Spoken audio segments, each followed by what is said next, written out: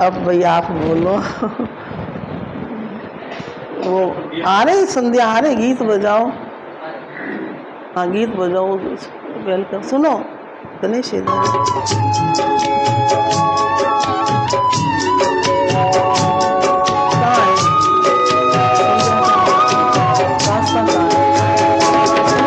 कैसे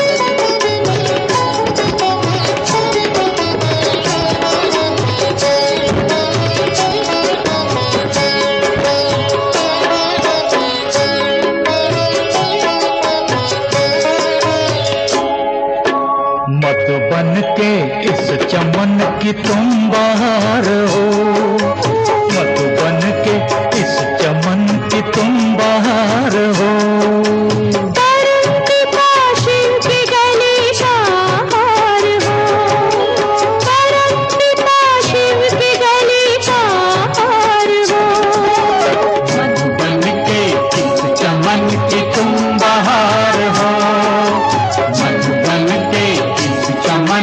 तुम बहार हो।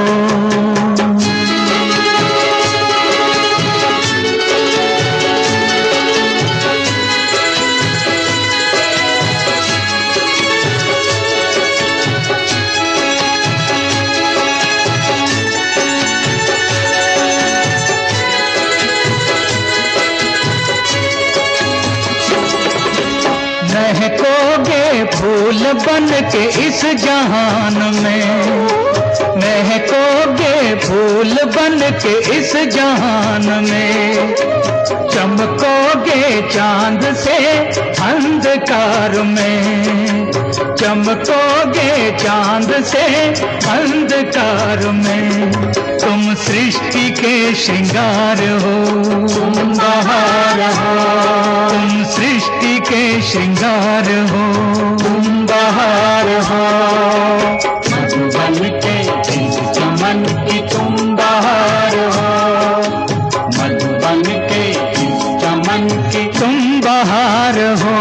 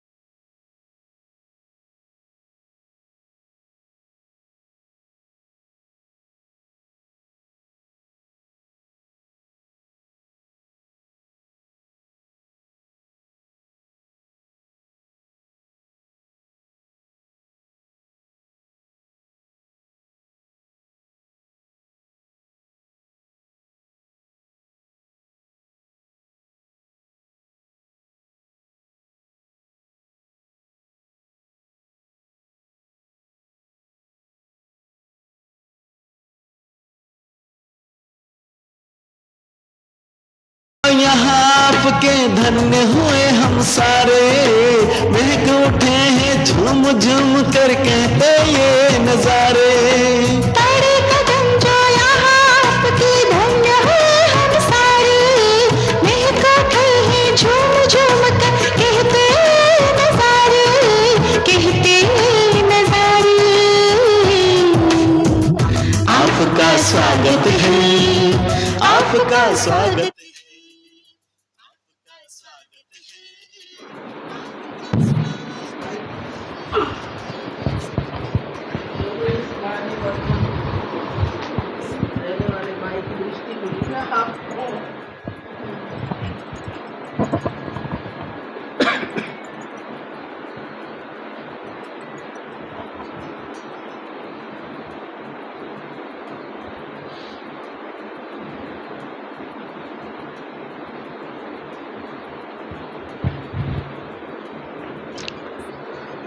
ओम शांति, ओम शांति, ओम शांति।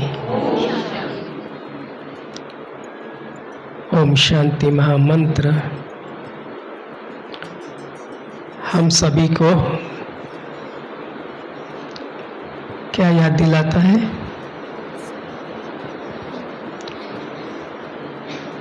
स्वयं की याद दिलाता है।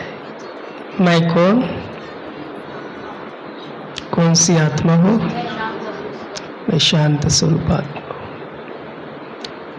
मेरा घर कहाँ है? घर की याद दिलाता है ना। शांति धाम मेरा घर है और मैं किसकी का संतान हूँ? शांति के सागर परम पिता परमात्मा शिव बाबा की। तो जैसे ओम शांति बोलते हैं तो हमें तीनों स्मृतियाँ हमारी जागृत हो जाती है और हम अपने स्वधर्म में स्थित हो जाते हैं। हमारा स्वधर्म है शांति, क्योंकि शांति के बिना कोई भी प्राप्ति हो नहीं सकती। जब मन शांत हो जाता है तभी हम बाबा को याद कर सकते हैं। तो आज बाबा ने विशेष क्या कहा?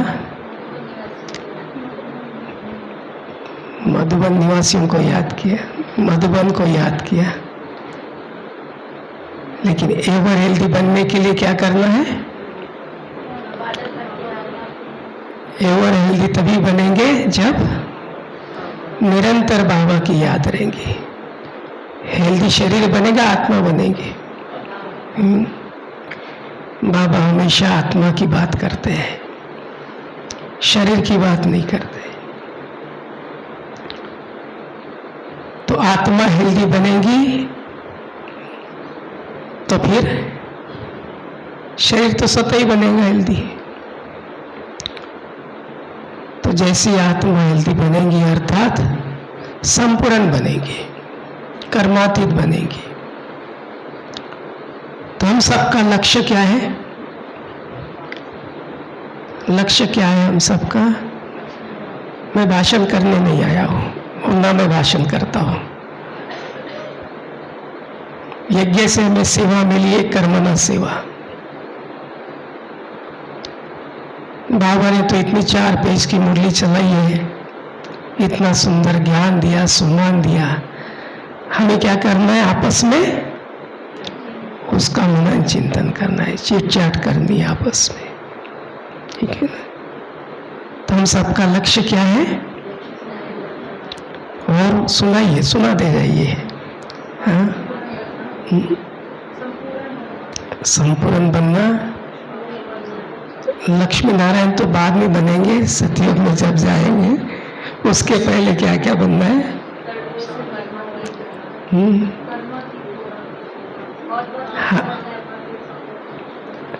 हम सभी कौन है? कर्म योगी है। कर्म योगी है ना। कर्म करते हुए हमें कर्मातीत बनना है, संपूर्ण बनना है, फरिश्ता बनना है। और जब हम संपूर्ण बन जाएंगे तो फिर अपने घर परम धाम चले जाएंगे, फिर परम धाम जाएंगे, परम धाम से कहाँ आएंगे? सतयुगी नई दुनिया में आएंगे, तो वहां फिर देवता बन जाएंगे। लेकिन उसके पहले हमें कर्मातीत बनना है, फरिश्ता बनना है। और वो बनना है हमें घर गृहस्थी में रहते हुए, कार्य व्यवहार करते हुए, कर्म करते हुए, परिवार को संभालते हुए, सर्विस करते हुए, बिजनेस करते हुए, सब कुछ करते हुए हमें कर्मातीत बनना है। तो आज बहुत अच्छा दीदी ने उदाहरण दिया। बाबा ने कहा निरंतर बाबा को याद करना है, चलते फिरते, उठते बैठते, खाते पीते, करते हुए बाबा को याद करना है। हर रोज हम सुन रहे हैं कि बाबा को याद करना है, बाबा को याद करना है, और इसलिए हर रोज आते हैं मुरली सुनने के लिए। क्योंकि बाबा को याद दिलाना पड़ता है, क्योंकि हम भूल जाते हैं, कर्म में इतने बिजी हो जाते हैं, हम स्वयं को भूल जाते हैं कि मैं कौन, पिता को भूल जाते हैं। भूलने के कारण बाबा को हर रोज याद दिलाना पड़ता है। और कितने वर्षों से याद दिला रहे हैं? 86 पूरा हुआ है, 87 पूरा हुआ है अभी। तो 87 वर्षों से बाबा इतनी धैर्यता के साथ हम बच्चों को पढ़ा रहा है, सिखा रहा है कि बच्चे आप कौन हैं? आप आत्मा हो। आत्मा समझकर कर्म करो, आत्मा समझकर मुझ परमात्मा को याद करो। तो आज दीदी ने जो उदाहरण सुनाया कि एक महात्मा जी आए, उन्होंने राजा को कहा कि मुझे आपका माल देखना है। तो उन्होंने कहा जरूर देखिए, अच्छी तरह से देखिए। लेकिन कोई उदाहरण देता है, दिए के उदाहरण देता है, कोई पानी का कटोरा लेके चलने का उदाहरण देता है। तो उसको कहा कि आपको पूरा महल देखना है, लेकिन एक कटोरा हाथ में रहेगा, उसमें पानी रहेगा, वो पानी उछलना नहीं चाहिए। अगर पानी गिर गया तो पीछे में एक हमारा सैनिक है, वो आपकी गर्दन उड़ा देगा। तो जब महात्मा जी जाते हैं तो उनका ध्यान कहाँ रहता है? कटोरे के ऊपर, पानी के ऊपर, कहीं पानी झलक नहीं जाए और कहीं गर्दन नहीं कट जाए मेरी। तो पूरा माल घूम के आने के बाद राजा के सामने आया और बोला, राजा ने कहा भाई माल देख लिया? बोले कहा माल देखो, मैं मेरे गर्दन पे आ पड़ी थी, कहीं पानी झलके और मेरी गर्दन काट दे। तो बोला नहीं देखा मैंने। तो ऐसे ही हम सभी इस माया की दुनिया में रहते हैं, हम सभी कर्म क्षेत्र पर हैं। बाबा ने हम सबको सेवा पर रखा हुआ है, हम सब सेवाएं कर रहे हैं, लेकिन सेवा करते हुए कैसे हम उपराम रहे, कैसे हम हमारी बुद्धि सदा बाबा में लगी रहे। तो बाबा हमें हर रोज सिखाता है कि बच्चे अपने सदा सम्मान में रहो कि मैं कौन, मैं आत्मा हूं, मैं आत्मा इस कर्म क्षेत्र पे आई हूं कर्म करने के लिए। मुझे कर्म करना है, बाबा ने ये मुझे जिम्मेदारी दी है, निमित्त बनाया है। तो मुझे कर्म जरूर करने हैं, लेकिन कर्म करते हुए मुझे उसमें फंसना नहीं है। अगर हम कर्म करते हुए उस कर्मों के प्रभाव में आ जाते हैं, अर्थात माया के बंधनों में बंध जाते हैं। तो माया के बंधनों में नहीं बनना, इसलिए हमें हमेशा बुद्धि को बाबा में लगा के रखना है। कर्म जरूर करना है कि कर्म के सिवा तो हम रह नहीं सकते, क्योंकि हम कर्म क्षेत्र में हैं। हमें मगर बाबा को याद करके कमाई तो करनी है, अपने पुराने विक्रम विनाश कर ही रहे हैं, लेकिन साथ साथ हमें सेवा करके अनेक आत्माओं की दुआएं भी लेनी है, क्योंकि हमें कर्मातीत जरूर बनना है। कर्मातीत बनकर अपने घर जरूर जाना है, परमधाम जरूर जाना है, लेकिन वहां से हमें पार्ट बजाने सतयुग की नई दुनिया में आना है। तो जब हम पार्ट बजाने आएंगे तो हमें नई दुनिया में जो पार्ट बजाएंगे उसका भी हमें ज्ञान होना बहुत जरूरी है, क्योंकि हम आत्माओं के अंग संग में रहेंगे और आत्माओं के अंग संग रह के सतयुग की नई दुनिया में पार्ट बजाना है हमें, तो हमें उसका कर्मों का भी ज्ञान होना बहुत जरूरी है। तो जितना हम कर्म बाबा की याद में रह के करेंगे तो हमारे कर्म वो दिव्य कर्म बन जाएंगे, श्रेष्ठ कर्म बन जाएंगे। और जब हम कर्म हमारे दिव्य बनते बनते हम कर्मातीत बन जाएंगे और जब सतयुग की नई दुनिया में आएंगे तो मर्यादा पुरुषोत्तम बन जाएंगे और मर्यादा पुरुषोत्तम बनकर हम मर्यादाओं में रह के कर्म करेंगे। तो जब हम मर्यादा पुरुषोत्तम बन जाएंगे तब प्रकृति भी मर्यादाओं में रहेंगी। जो पशु पक्षी हर एक चीज सतयुग में मर्यादाओं में रहते हैं। प्रकृति भी जैसे आज देखते हैं हम, कहीं बहुत बारिश हो रही, कहीं अकाल पड़ा हुआ है, कहीं इतनी गर्मी है, गर्मी से लोग मर रहे हैं, कहीं भूकंप आ रहा है, कहीं समुद्र उछल रहा है। तो जब हमारी अवस्था अस्त व्यस्त हो गई तो हमारी प्रकृति है, हमारी रचना है, वो भी अस्त व्यस्त हो गई। और जब हमारे कर्म श्रेष्ठ बन जाते हैं, मर्यादा पुरुषोत्तम बन जाते हैं, मर्यादाओं में चलते हैं, तो प्रकृति भी मर्यादाओं में रहती है।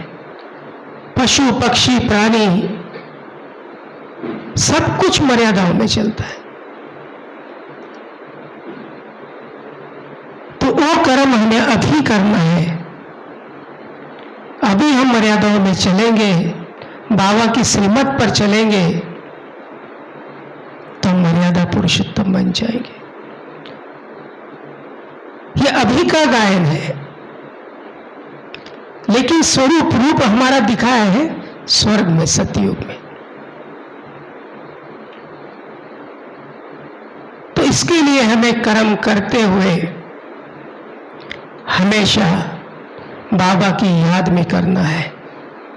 तो याद में करने से पहले हमें अपने आप को याद जरूर करना है कि मैं कौन।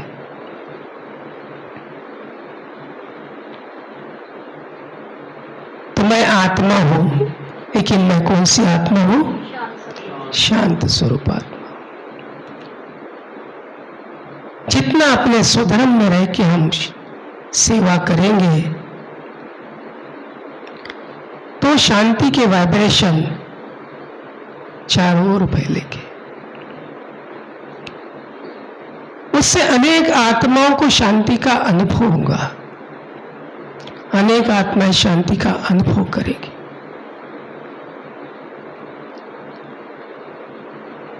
हम अपने पवित्र स्वधर्म में रहेंगे कि मुझे आत्मा का स्वधर्म पवित्र है, मैं पवित्र, मेरा स्वरूप पवित्र है,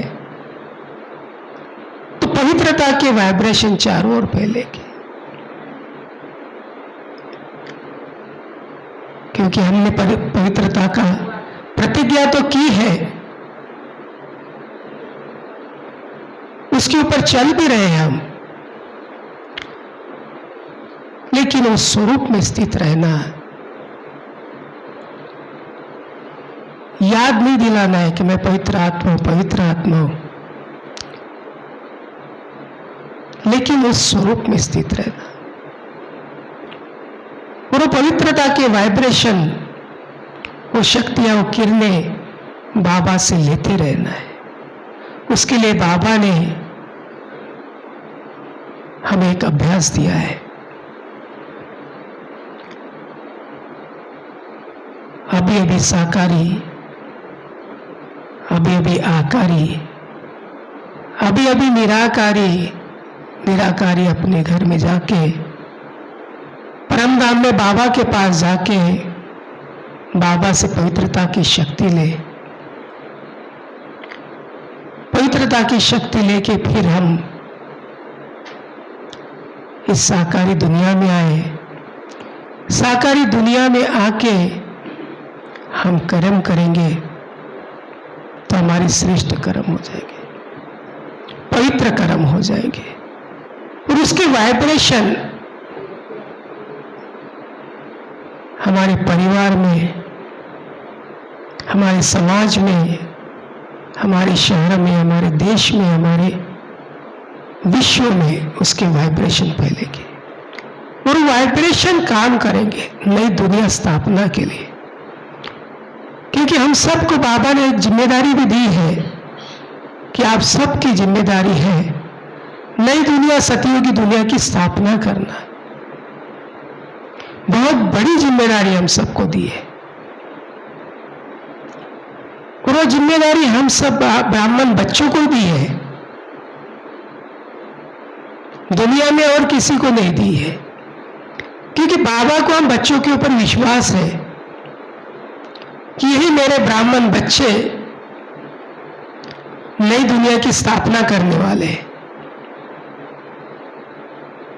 नई दुनिया की स्थापना के लिए निमित्त बने।